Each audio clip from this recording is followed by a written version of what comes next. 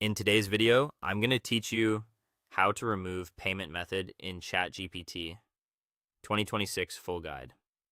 Before you try to delete a card, there's a core rule you need to know.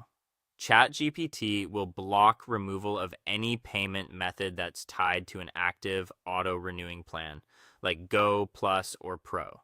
That isn't a bug. It's designed to make sure there's a valid billing path while your subscription is still live.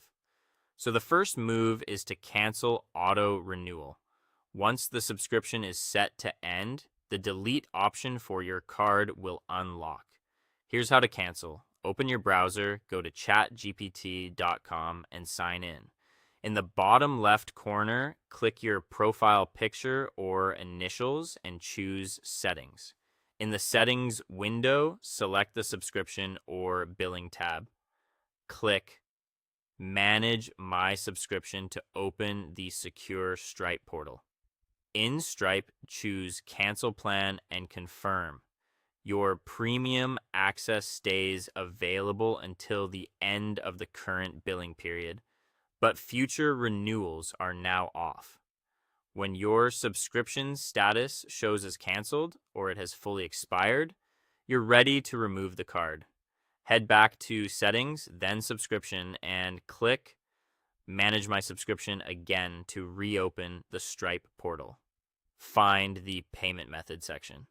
You'll see your card brand with the masked last digits. Click the three-dot menu or the trash can icon next to the card and confirm deletion. If the delete option is still grayed out after canceling, it usually means the paid period hasn't fully ended. A quick workaround is to temporarily add a different payment method, such as a virtual burner card or a PayPal funding source. Set that as primary, and then remove the original card right away.